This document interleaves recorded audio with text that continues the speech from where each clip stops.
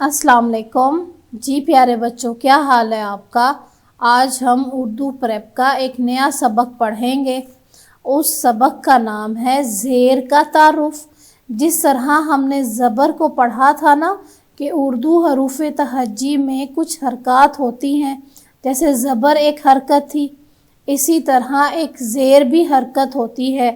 زیر کی آواز ہمیشہ نیچے کو گرتی ہے، جیسے پے زیر پی۔ آپ نے غور کیا، جب زبر تھی تو وہ پے کے اوپر رکھی ہوئی تھی، اب یہ نیچے آئی ہوئی ہے زیر، تو یہ پے کی آواز کیا بنی؟ پی۔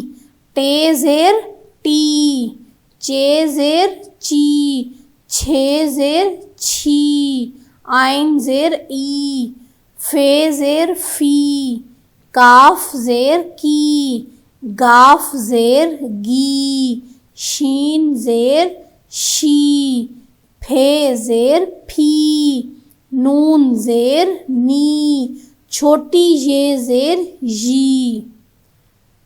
جی پیارے بچوں، اب آپ نے ہر لفظ کی آوازیں الگ الگ ادا کرنی ہے، پھر انہیں ملا کر زیر کے نشان کا خیال رکھتے ہوئے پڑھیں اور لکھیں۔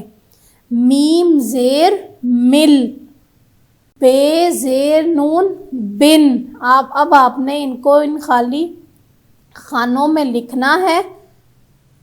الف زیر سین اس، بے زیر لام بل، ٹے زیر کاف ٹک۔ اب آپ نیچے آ جائیں۔ جیم زیر نون جن، لام زیر کاف لک۔ شاباش۔